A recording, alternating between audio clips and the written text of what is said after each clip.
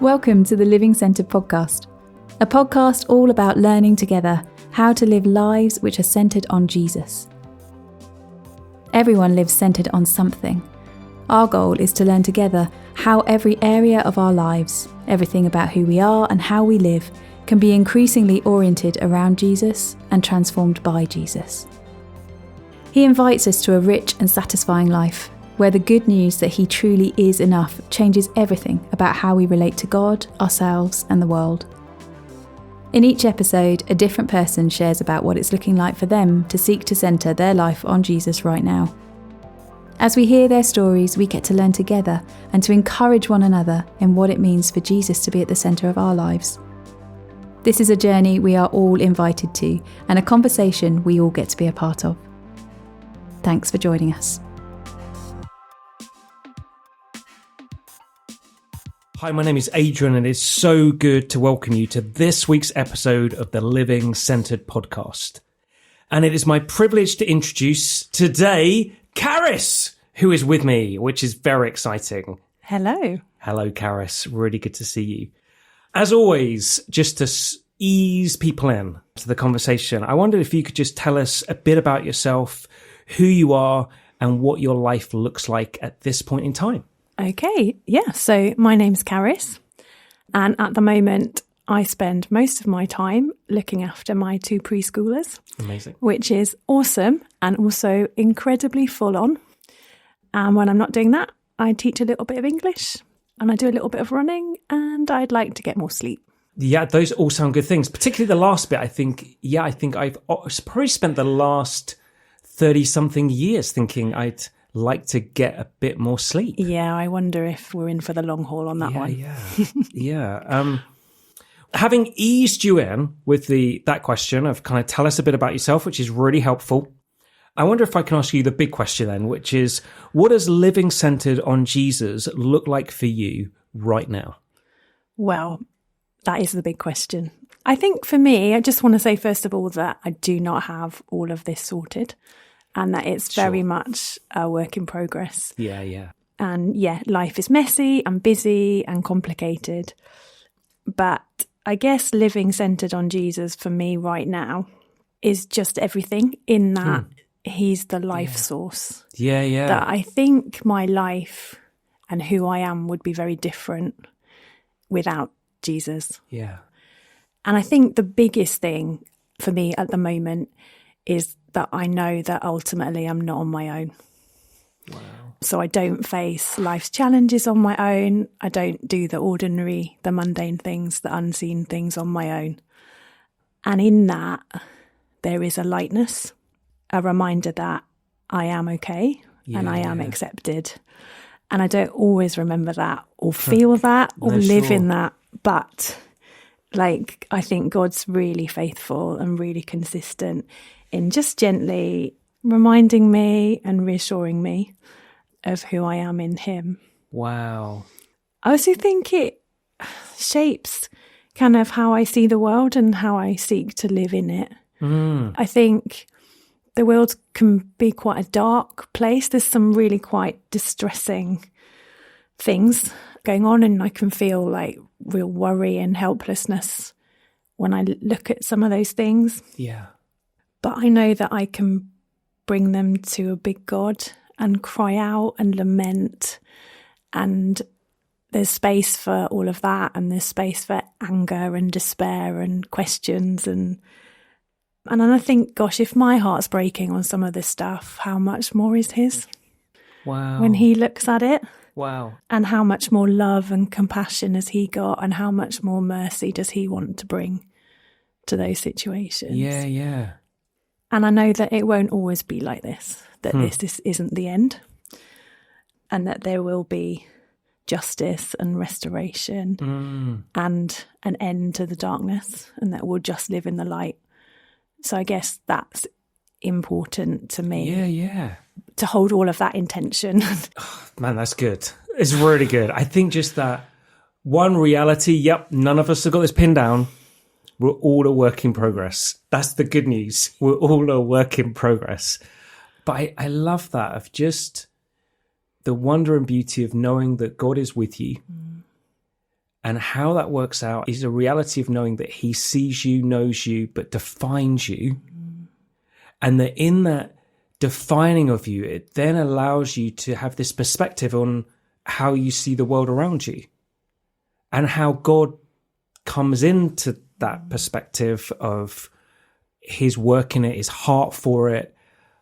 Yeah, the hope even within it. I just love it. Yeah. And I guess, yeah, like what helps you then as you seek to live that way? This looks different for me at this stage of my life than it perhaps has in the past.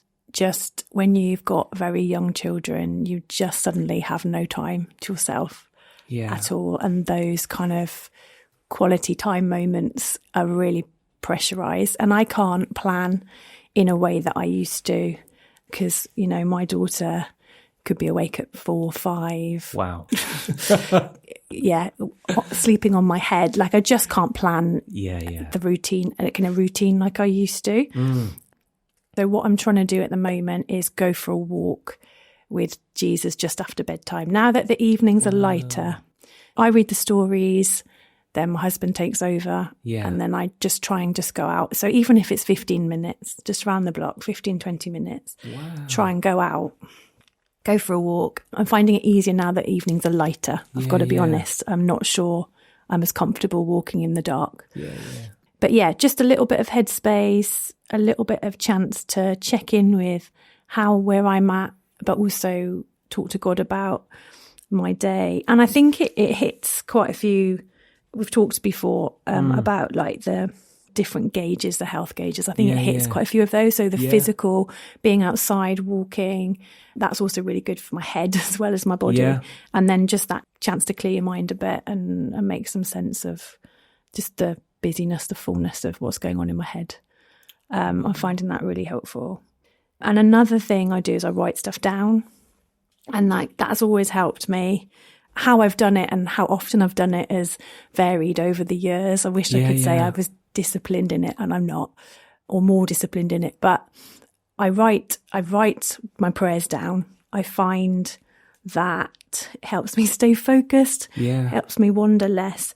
But also I find it helps me hear God, because I find Bible verses come into mind that I write down that speak into my situation.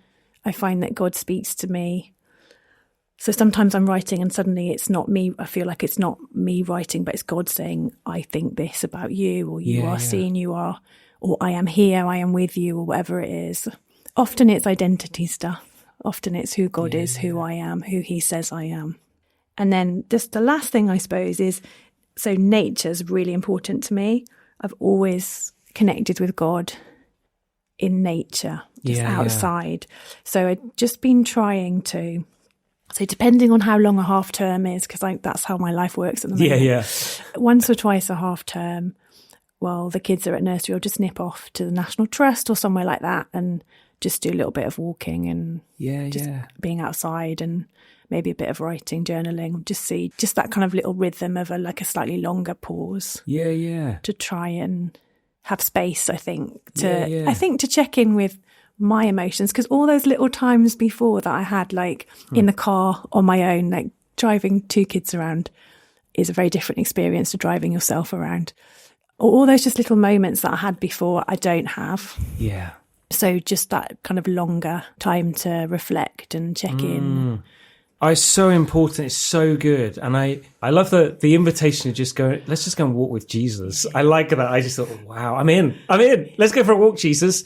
Yeah, it's just really good. And I like how within each of those places there's an intention of just like, I just know if I get to this sort of place, it's going to do me good. Getting out into nature, it just does me good. And it allows me a moment to breathe out. Yes. That's kind of my language. I can breathe here. Or like the writing down is doing that same thing of, okay, I can be present now, of just figuring this stuff out.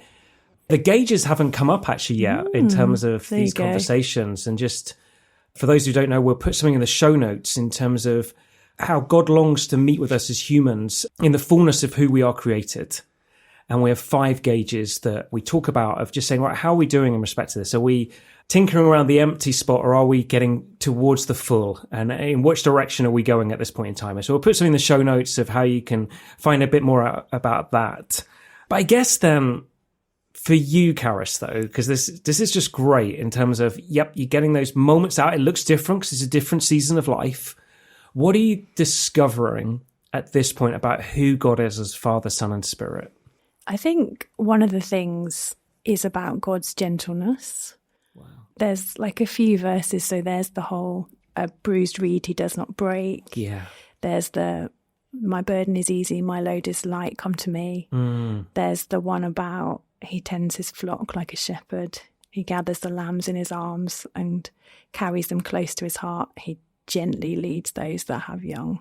Wow. And just, I think the gentleness of God in this season when you're stretched, you're challenged. And I do also want to say that I also know what it's like to live in that space where you don't have children and you want them. Yeah. So I'm very aware of that as I talk about this season in life, that I've lived in both spaces, and yeah, there's challenge in both. But to be where we are now, just in the sleeplessness and the intensity and the overstimulation of the demands of two wonderful children, just the gentleness of God and in how he carries us and meets us and like ministers to us. Yeah, that's so good. I love that. I love those readings you brought as well in terms of the gentleness of God. I like, if you're listening at this moment, yes, I'm speaking to you, just quickly skip back 30 seconds and hear those readings again of just how Jesus is one who is full of gentleness and is one who's longing to reveal his gentleness to you and I. I think that just do us good. That's a good thing, Carys. Thank you so much for sharing it. I love it. The last one then, like, so that's what you're discovering about God. Like, how are you changing then? If we were to have met you 6 months ago, like, how would life look different now to then? I don't know whether I can see 3 months or 6 months ago, but I think God's been speaking to me about meeting me and lifting some burdens. Wow, yeah. And I wonder if I pick stuff up that isn't mine to carry and take responsibility for stuff that I don't need to. Wow. I guess that ties in with the gentleness, that kind of easing of burdens. I think I really related to what Davina spoke to about needing to be in control. I like to be in control. So I think if you'd met me a longer time ago than 3 months maybe, but a few years ago, and it's still definitely a journey that I'm on, to just live more lightly in the reality that I am not actually in control, and there's very little that matters that I can control. And living in, and just in the mystery, isn't it, of who God is, and that we don't have answers to a lot of our big questions and why certain stuff happens and why certain stuff doesn't happen, and we can't quicken stuff like that, the big things that we want. We just wait. And so I think just waiting in the mystery. So I think hopefully I live a bit lighter in that. And I think what I spoke earlier about, just having that perspective where you hold the heartbreak in tension with the hope, I think that's how I'm changing. Wow. That's beautiful. Absolutely love it. That's really, really good. Thank you so much for sharing, Carys. Oh, thank you. As always, my heart is full. It's just a privilege to have these conversations and a privilege to share them with you, my friends who are listening. I know for me, I'm going to be considering over the coming week 2 things. I'm going to be considering this thing of just, I'm going for a walk with Jesus. I just like it. I just like that phrase. I'm just going, I'm going for a walk with Jesus now. That's what I'm going to be doing. The other one is just, it's not the end. I think I just want to live in that of so many stories on the news, so many situations that I come into contact with and just think, it's not the end. Jesus, you get the final say. And just live in that. That feels good. That's me. How about you, my listening friends? What are you going to be considering out of the wealth of everything that Carys has shared from her heart? What are you considering over the coming few days? I guess what I'm left with is I just want to pray for us. I want to pray, would we know more of the wonder of what it looks like to live with Jesus at the center this coming week. Thanks for joining us on this week's episode of the Living Centred podcast. New episodes are released every Monday, and if you enjoyed this episode, please do like and subscribe on your chosen podcast provider to receive them direct each week. Living Centred is produced by the team at Oasis Church in Birmingham, UK, and you can find out more and get in touch with the team via theoasischurch.com.